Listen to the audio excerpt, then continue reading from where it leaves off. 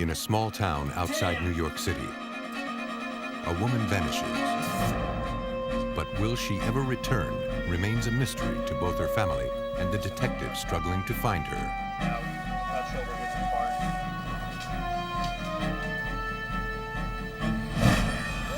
Dawn breaks at a New England hotel to reveal a body, a senseless murder brutally committed. The denatured alcohol, the drain cleaner. Any evidence left behind is scarce, and investigators must uncover clues most cannot see. A killer may strike in the middle of the night and hide clues well. But the police are always there, ready and working. And they will never give up when they're on the trail of criminals who decide it's killing time.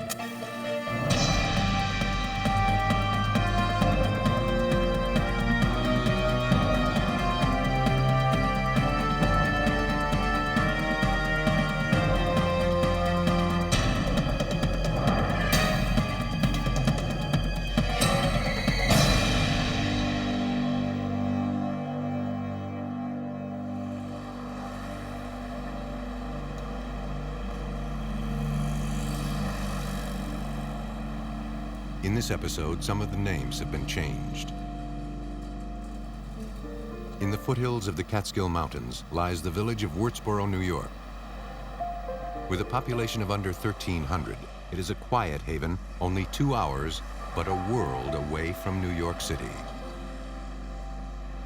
On August 27, 1999, at the New York State Police Station in Wurtsboro, a call came in from out of state. The caller was Tony Valentine in Lutz, Florida. She said she was concerned about her sister, Tammy Karen. She normally calls me, as I said, once a week. Valentine had not been able to contact her sister in 2 months, which was very unusual. Yeah, I'll take her right to the house first and I'll call you back later on. She was sure something was wrong. Thank you. Hey, John, what's up?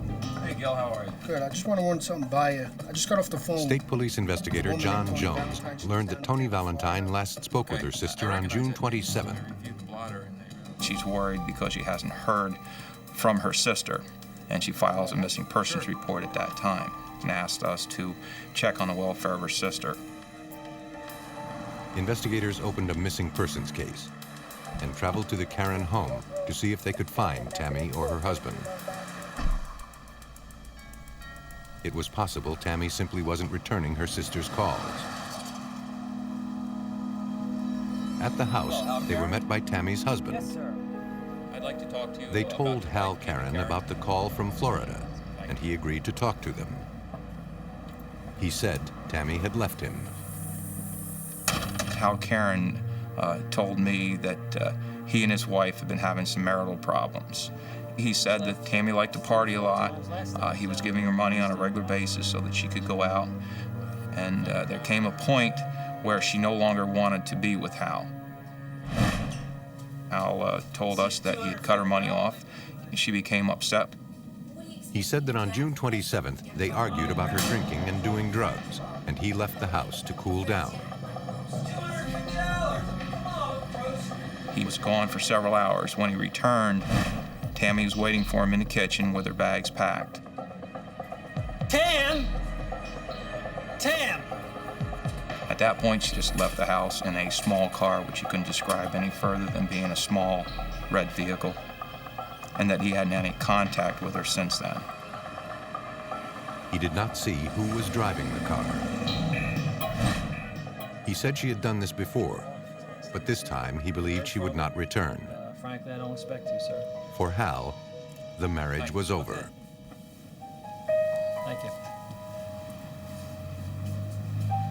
As an adult, Tammy had every right to disappear. However, she still had to be found because we had a missing persons case. Even though I didn't have any authority as a police officer to force her to go home or to make contact with anybody, it was my responsibility to find her and report that I had found her to her parents or her family so that they could have some closure. The police ran a background check on Tammy Karen. Senior investigator Tom Scalepi reviewed the findings. Hal's pretty clean, The records check revealed that on several occasions there were reports of domestic violence in the Karen household, and it was determined that Tammy was the aggressor in each and every one of those incidents. Very unusual. It's not your typical domestic violence scenario. Investigators discovered Hal had an order of protection against his wife, Tammy.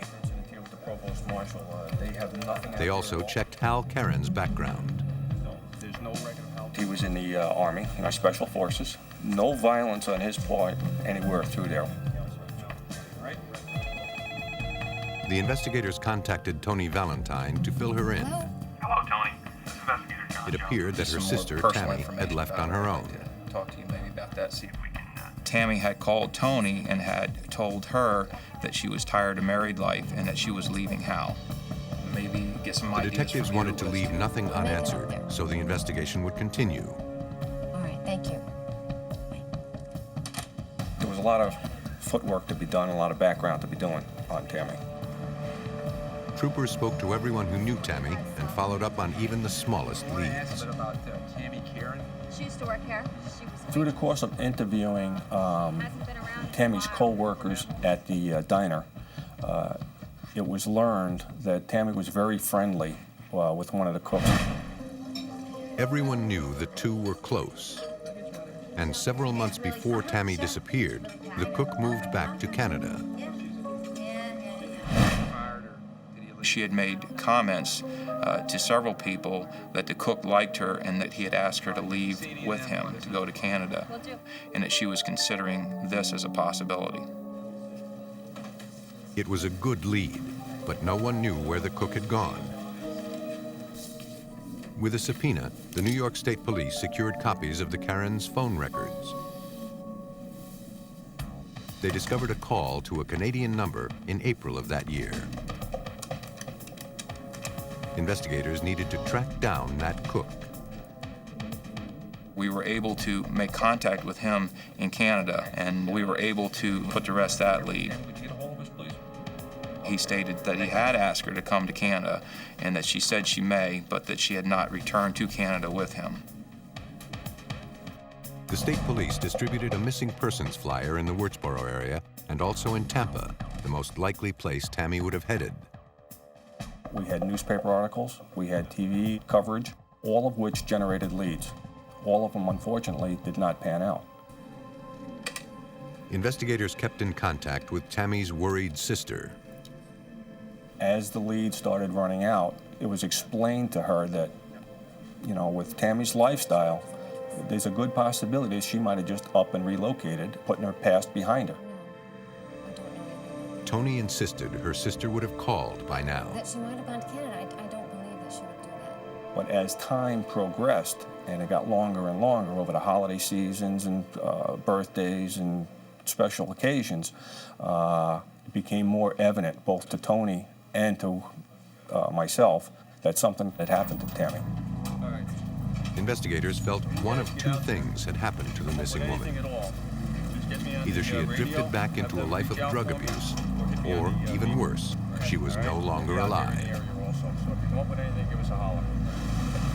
Then, on March 25th, 2002, a man driving an ATV in a heavily wooded area near Wurtsboro spotted a garbage can.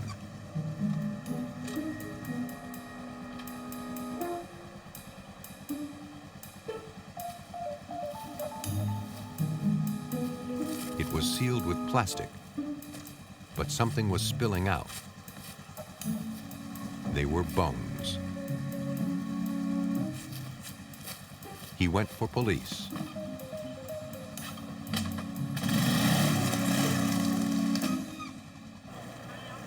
New York State troopers responded and sealed off the scene. They called in the State Police Forensics Identification Unit. Leading that team was forensic investigator Miles Anthony. Our agency responded to the crime scene at the base of this large inclined cliff area off the side of the west side of the highway. There was a garbage can lying on its side, which apparently had been lying there for quite a while. There was a black garbage bag cinched over the top of it with a green cord. About the top here. And it was tied with a knot that looked pretty specific.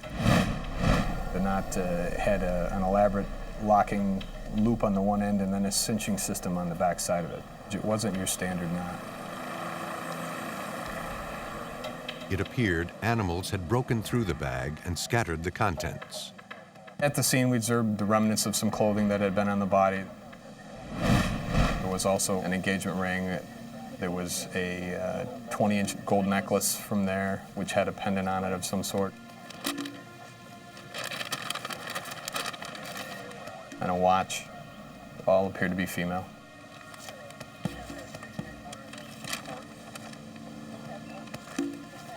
And there was some animal activity, and they had removed some of the contents.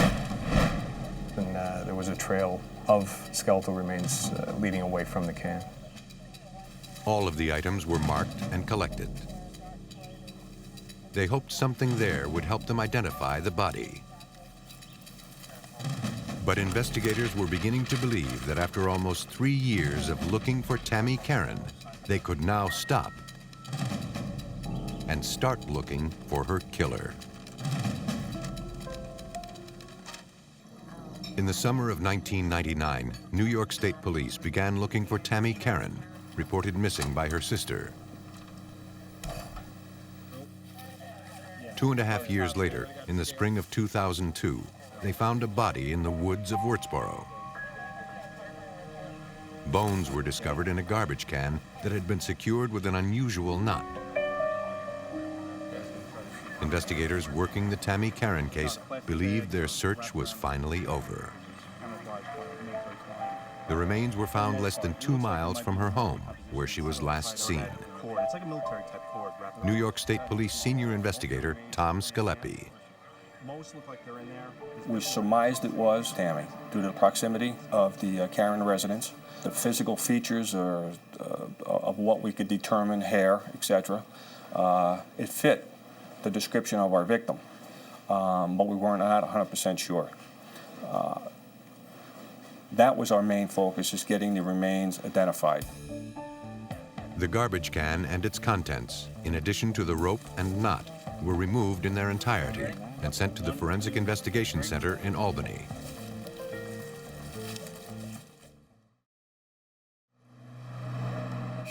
There, examiners tried to find material in the bones from which to extract viable DNA to compare with DNA taken from Tammy Karen's family members.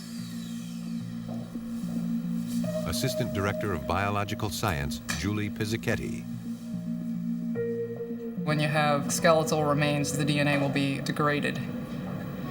So with a bone and a tooth, we would actually take a drill and drill into them to get at the marrow, which is where the DNA is.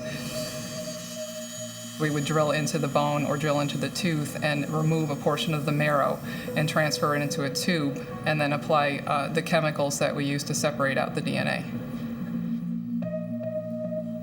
After several tries, they got enough marrow to create a DNA profile. In this case, what we're doing is relational type statistics, where we're comparing the relatedness of the known sample from the family member to the profile we obtained from the remains.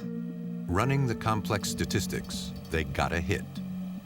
And we found that they were related, and it was actually 25,520 times more likely that they were related than not. To investigators, there was no doubt that the remains of Tammy Karen had been dumped at the bottom of a cliff. You guys ready? Yep. 1, 2, 3. Now, the question was, who put her there? Forensic investigator Miles Anthony turned to the olive green cord that had secured the plastic covering the can. The cord appeared to be military, perhaps parachute cord. The knot in the cord piqued the examiner's interest. It appeared to be unique, and I decided to maintain the knot in its original condition. New York State Police investigator Jackie Tamburello sent photos of the rope and knot to the U.S. Army to be inspected.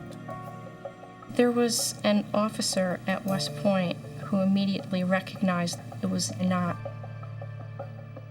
Captain Mark Sheehan from the United States Army examined the rope. We looked at it, and the first thing, obviously, being that it was what we label as 550 cord, obviously would initially indicate that there's probably a military link. Then secondary, we started looking at other things in the way it was fashioned. And that's when we picked up on the knot. It appeared that there was a bowline-type knot. That indicated the killer was professionally trained. We have a seared end. We have a configuration of multiple knots that basically turned into some type of tightening system. And in my mind at that point, this was not something that your average soldier went out and made. Obviously, the person that rigged this had an extensive military background, and I thought that they were either currently serving in the special operations community or probably had served in them prior to and were out. Police knew the victim's husband, Hal Karen, had been in the Army's Special Forces. Investigators traced the cord through its manufacturer and learned it was only shipped to a limited number of Army bases at specific times. Investigator Tom Scalepi had his team compare those times to Hal Karen's military assignment records. Coincidentally, Hal Karen was assigned to these particular Army bases during that time and had access to this cord. By this time, Hal Karen had moved out of the house he once shared with Tammy. With the permission of the current resident, the forensics unit searched the place. Nothing of evidentiary value was inside. But outside, in the bushes, they found something. Hey, Miles, you want to come over here for a minute? I think we might have something here. We located a piece of the parachute cord behind the corner of the house where the garbage cans were stored. The cord appeared to be consistent with the cord that was on the can. They brought the cord from the residence and the one found with the body to the Army Research and Development Center in Natick, Massachusetts. The senior textile technologist examined both. He said they had consistent fading. They both had 4 strands, 2 light yellow, 1 green, and 1 white, that completed 1 piece of the filament. The technologist also pointed out that the ends of both pieces of cord had been heated over a flame. They had consistent twisting qualities and consistent charring, and it was possible that they could have been 1 piece at one time, although he couldn't say for sure. Now, investigators hoped clues on the garbage can would identify her killer. Forensic investigator Miles Anthony could not find usable prints on the outside of the can. But Anthony noticed something the killer might not have. On the side of the trash can was a colored adhesive that bared the name of the sanitation company that would pick up that garbage. On the back side of that sticker is an adhesive. Someone who had placed that sticker on the side of the can may have left a latent fingerprint on the adhesive side as they were applying the sticker. On the adhesive was a single latent print. Police secured copies of Hal Karen's inked fingerprints from the Army. And now they needed to find out if Tammy's husband's print matched the one found on the garbage can that contained her bones. If they did, investigators believed they were finally closing in on her killer. In 2002, in Wurtsboro, New York, state police investigators found a garbage can containing the remains of Tammy Karen, who had been missing for 3 years.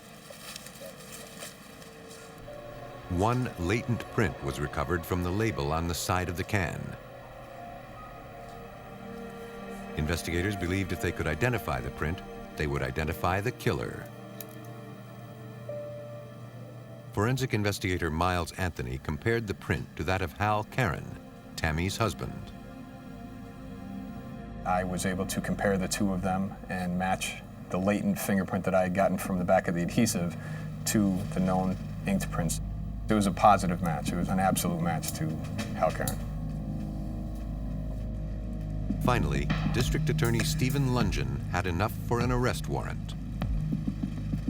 This case came together ultimately as a result of forensic evidence in its examination.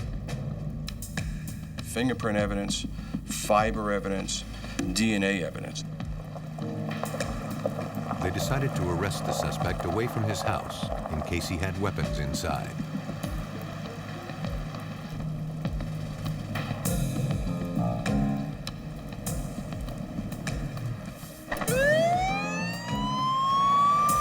They knew that the former Army Ranger was trained to kill, and they wanted to avoid a volatile situation.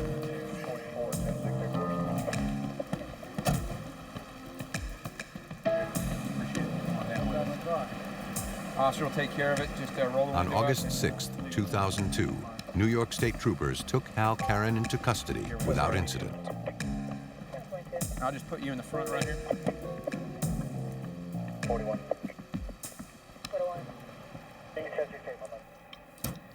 I do know something. At Troop F headquarters, investigators John Jones and Jackie Tamburello interviewed Karen. I still don't think you're telling us the complete truth. What I want to ask you to do is... First, he denied any knowledge of his wife's death. When confronted with the evidence linking him to the body, he changed his story. In fact, I think I probably... In his latest story, he describes returning home, finding Tammy Karen in the bathroom of their house, sitting on the toilet with her head in the sink, and appeared to have died of an overdose. Stand up, please. He said there were crack vials all around her, and he worried if he called police, he would be arrested for drugs. So he disposed of her body. Step out this way. The investigators needed to check the possibility of a drug overdose. We were very lucky in this case. We managed to find what turned out to be her liver. The liver is able to give us a lot of information about her blood chemistry, and we were able to utilize that to determine her toxicological state. Toxicologists at the Forensic Investigation Center reported slight traces of echoline, a chemical byproduct of cocaine. But the amounts indicated infrequent use, weeks or months before death. It was no overdose. I had to buy groceries. Investigators believe that on June 27, 1999, the couple had argued, as Hal Karen originally stated. But during that argument, he attacked her. He probably strangled her. He knew he had to get rid of the body. It would fit in the municipal garbage can. He could seal it off with parachute cord and plastic garbage bags. He took her to the cliff 1.5 miles away and dumped her.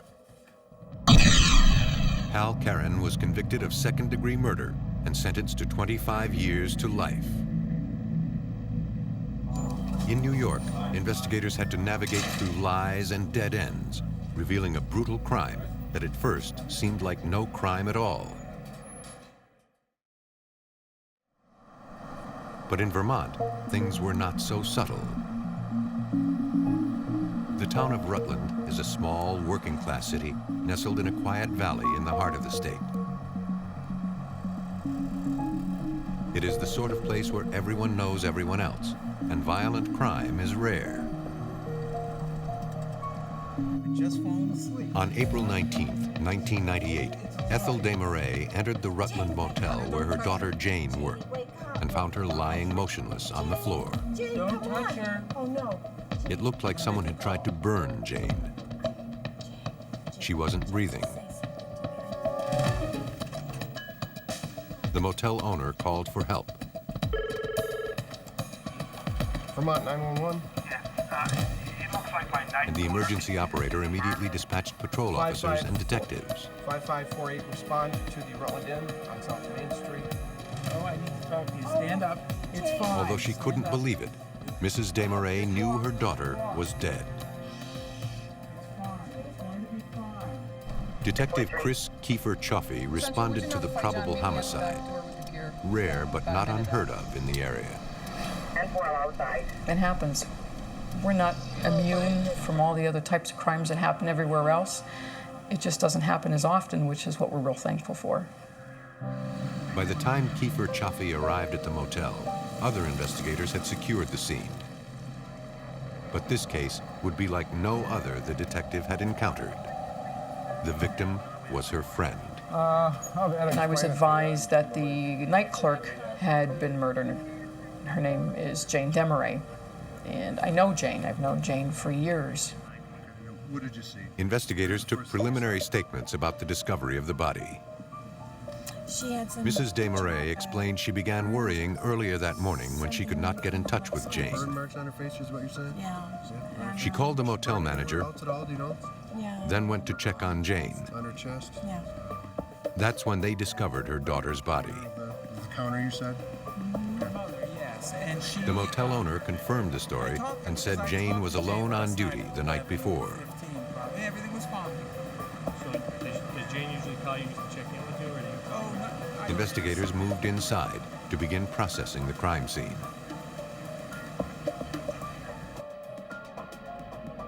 It was immediately clear to Sergeant Rod Pulsifer that someone tried to burn the body.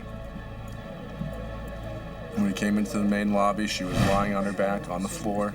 There were several cans scattered around her, which appeared to be chemicals, which had been thrown on her and appeared to have been ignited. There was an awful odor in the air from the chemicals in the flesh that had been burned. Drain cleaner. Despite the gruesome nature of the scene and the victim they all knew, they had to focus. You have to stay on cue. You know that you're going to find the answer. You just have to listen to what your evidence is telling you.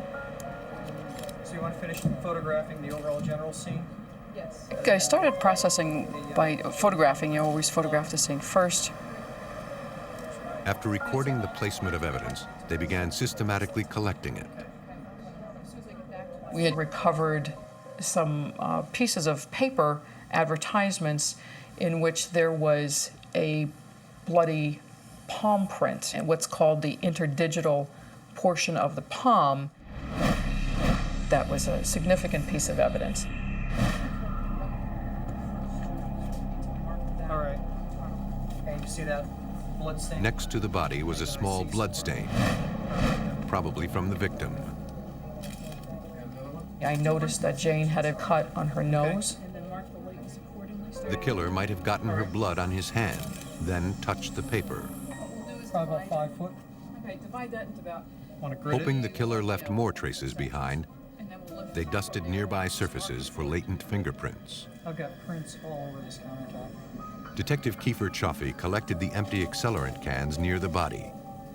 All items normally found in the janitorial closet. A can of linseed oil, wood cleaner, drain cleaner, and paint remover. They were flammable, but not combustible. So the fire was short-lived. At the front desk, the detectives found signs of robbery. Partially opened. And it looks like these... Cash drawer had been opened. Some cabinet drawers in the back office area had been opened also. From receipts, they determined roughly $500 was missing. It looked like the fire was not the cause of death. On the victim, up around the neckline, there were markings that would lead us to believe that she had been strangled. An autopsy would tell more. Trace evidence might have transferred onto their gloves, so investigators also placed them in the body bag for the medical examiners to check.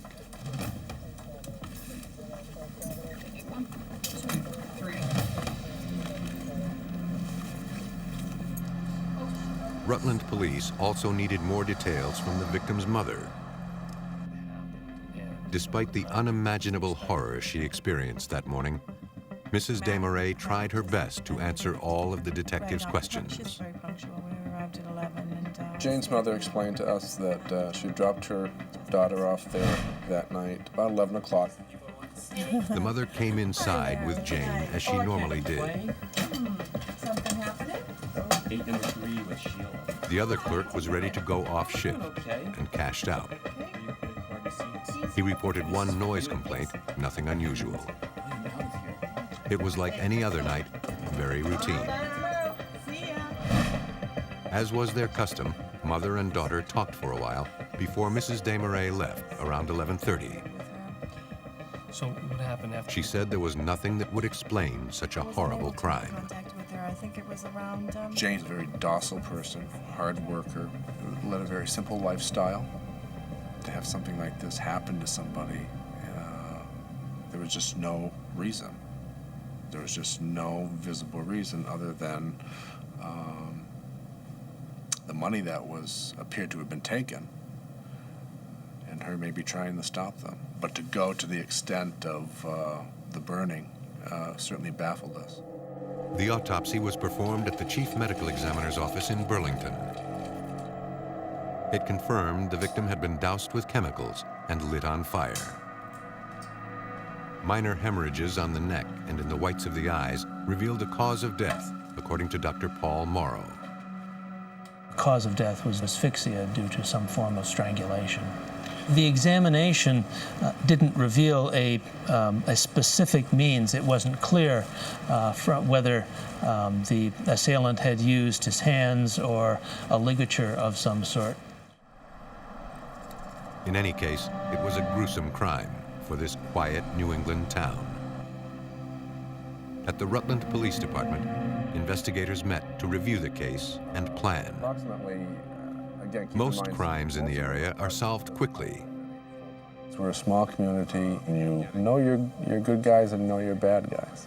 So automatically, when something happens, you just start running a list through your head of the people in town that had the potential for doing something like this. However, the circumstances in this case, with the strangulation and then the burning, there was nobody that came to my mind. There were no suspects in sight, and the first crucial hours of the investigation were slipping away. That's when everything is fresh, everything is hot, and that's when you get your best leads and gather your best evidence. Rutland police methodically interviewed everyone at the motel. I'm not sure if you saw our cruisers out in the front lot or not. Finally, they found two guests who had a promising lead.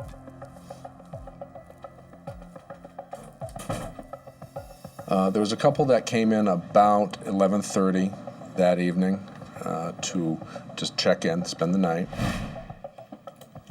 When they arrived, they told us that they saw a white male that was there in the lobby who had gone over and sat down in a bench across from the check-in counter. They said he wore blue jeans, jean coat, and a white cap. They described him as average height, medium build, with brown hair. But their encounter was brief, and they could not describe specific facial features. Rutland police immediately put out a press release with the description, asking anyone with information to call it in. They had the bloody palm print and now a general description. But they always believed they would find the killer. With the team that we had working this, I knew we were going to solve it. It was just going to take some time. The cops of this small Vermont town would not give up. For them, it was personal. They would not stop until they found Jane's brutal killer. In 1998, night clerk Jane Desmarais was found murdered in a Rutland, Vermont motel. She had been strangled, then doused with chemicals, and investigators believed her killer had attempted to burn her. Investigators had a vague description of a man seen in the motel lobby with Jane. A description was released to the public. But their best piece of evidence was a bloody palm impression recovered on a piece of paper in the lobby. Rutland detective Chris Kiefer Chaffee brought the impression to forensic laboratory specialist John Creighton. The impression on the paper was the interdigital portion of the palm. And the interdigital portion is located below the fingers of the palm. And what she had hoped that we would be able to do with this is to bring out the existing ridge detail that is there and possibly develop more of the fingers of that impression.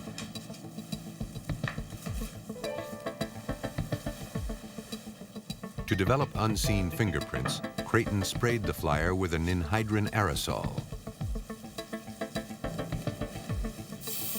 And ninhydrin is used on porous items, and it reacts to secretions from the skin, amino acids, that are soaked into the fibers of the porous material, and the ninhydrin reacts to those amino acids and develops a visible print on that porous item. Introducing heat and steam from a household iron causes the reaction. The fingers of the palm above the interdigital area were developed visibly. He could clearly make out the prints of 4 fingers of a right hand. But there was more. On the middle finger, he noticed an irregularity that appeared to be caused by a wart. I thought the aberration at the tip of the finger was a good additional item for identification purposes because of its uniqueness. You could eliminate someone relatively quickly just by keying in on that area of the finger.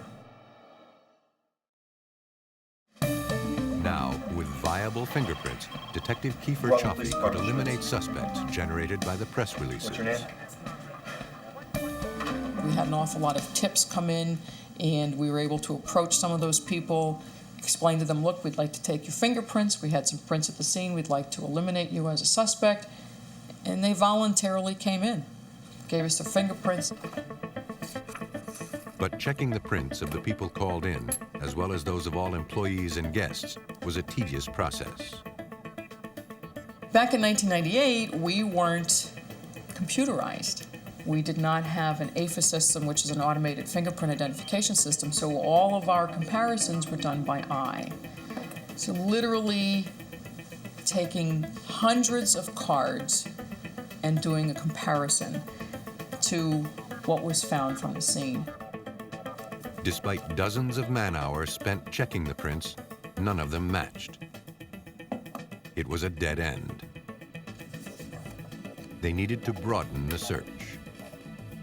We had requested the computer database search in all of the states that were currently on an AFIS system. We also went through Canada, had them do a database search, and we went through the FBI and had them do a database search. So we have literally compared millions of fingerprints, and we are not coming up with an answer. We have not come up with an identification. So that tells me this person has simply never been fingerprinted before. 5 days passed with nothing solid. Then, investigators learned the motel owner's son had a possible lead. He came up with Robert White, who had worked there. He'd only worked for about 2, possibly 3 weeks. He'd been fired from the motel for sleeping in the lobby when he was working, really not wearing appropriate work clothes, dressed kind of shabbily, is how the owner's son put it. You can just give us a call. It wasn't much. Robert White was just a fired employee with no specific link to the crime. He, like everybody else, was put into the pot and, following our methodology of the investigation, was put on the list to be contacted and interviewed. White was not home when officers checked his apartment several times. Not unusual with people on investigators' lists. But he began to distinguish himself from others on the list by not returning investigators' calls. We had gone to other places, people weren't home initially, left messages, and they contacted us right away. And he was one that didn't, and that raises an eyebrow. Rutland officers traveled to Mendon, Vermont, to the last motel where White was known to have worked. One of the clerks there knew White, but said he did not work there any longer. She told police White had a temper and threatened her once. She said it had happened the year before. I know it's none of my business. The clerk knew White was married. One day she confronted him about the women he often brought to the motel. Not to bring another woman here. She said White got angry and even threatened to kill her if she ever said anything about it again to anyone. Threatened to kill me if I said anything. The clerk believed the threat was real. Investigators needed to learn more about Robert White. Do you have the criminal record check that I asked you for? They received the results of a background check on White. He had been arrested in Texas for DUI, although for some reason he had never been fingerprinted. Because database checks had come up empty, Rutland police believed their killer had never been printed. Patrol officers again went to find White. This time, he was home. How you doing, sir? Are you Robert White?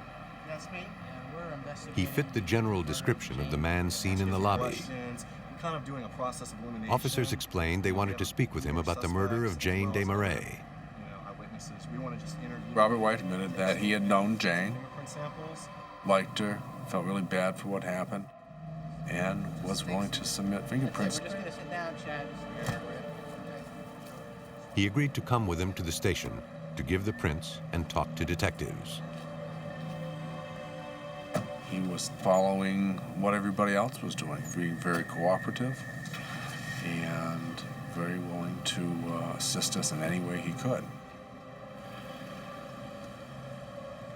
With John up at the Detective lab. Kiefer Chaffee had eliminated countless prints over the previous 2 weeks, comparing them to the ridge pattern of the prints found at the crime scene. Because at this point, mind you, this pattern is like, I see it everywhere. I mean, these 4 fingers, I could tell you the ridge count, I could tell you the pattern, I could tell you the classification. I mean, it was like, second nature at this point, because I have looked at so many freaking fingerprints and compared them all. When she took White's prints, her knowledge paid off. I recognized the second finger that this pattern was exactly the pattern from my latents from the crime scene. So of course I'm now rolling finger number 3. I find the wart on finger number 3. She believed he was the one. I knew there was a break in my voice. I knew that my heartbeat at this point was, climbing pretty quick because I'm recognizing the patterns. But I had to conceal that. I could not let him know that I was suspecting anything. While other detectives took White aside for an interview, Kiefer Chaffee did a quick visual comparison.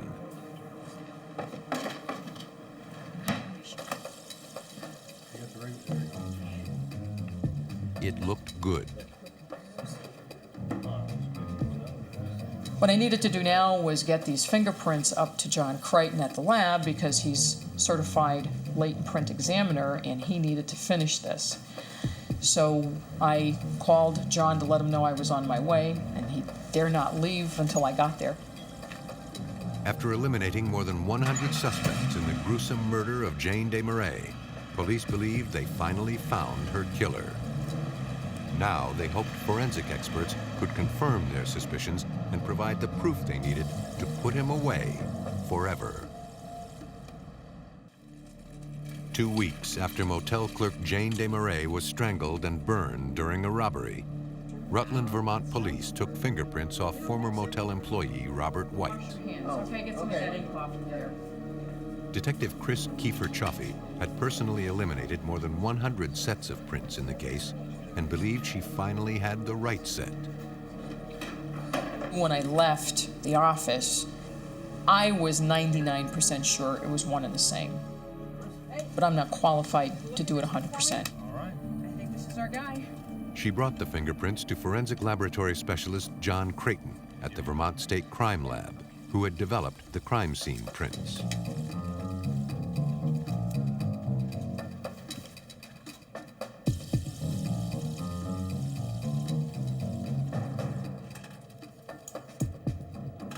And he was able to make the identification.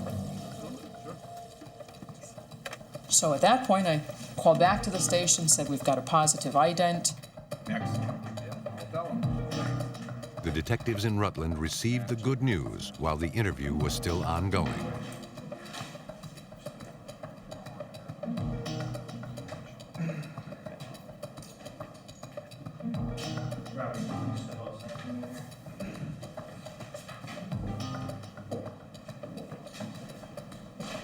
Robert White, you're under the arrest for the murder of Jane DeMarais. Robert White was arrested and charged with the murder of Jane DeMarais. You say Cannon will be used against you for law. Yeah. Having these rights in mind. He declined further interview and requested an attorney. Turn around. He was held on $250,000 bond. They would have to go to court relying primarily on a single piece of evidence, according to Sergeant Rod Pulsifer. What I would refer to as probably the crown jewel of the entire investigation was the fingerprint in the blood. Not only did the ridge detail of the fingerprints match White's, the wart on the middle finger was the same. At trial, prosecutors told the jury what they believed the crime scene evidence proved had happened on the night of April 18, 1998. There was no sign of struggle. Jane DeMarais must have known the killer. When Robert White showed up, she would not have been concerned. Late for a reservation, isn't it? In fact, she had once covered for White when his cash drawer came up short. But if he took money from her drawer, Jane would have tried to stop him. Jane's body was found in the lobby. She must have confronted him there. Though he perhaps didn't intend to kill Jane, I don't believe he expected Jane to put up such a fuss. But that's Jane's personality. That's Jane, in and out. She's a wonderful woman, and she was very protective of the people that she worked for. At some point, he knocked her against a desk, causing her nose to bleed. Then he strangled her. It would have taken several horrifying moments for Jane to die. Her blood on his hand, White leaned on the flyer, leaving the print.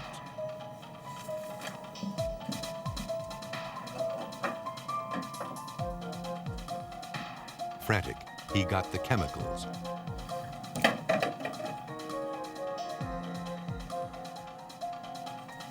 And dragged Jane out of view of the front door.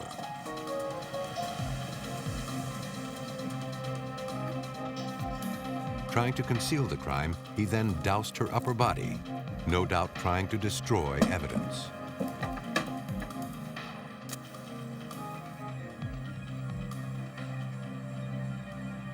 He lit the fire and ran.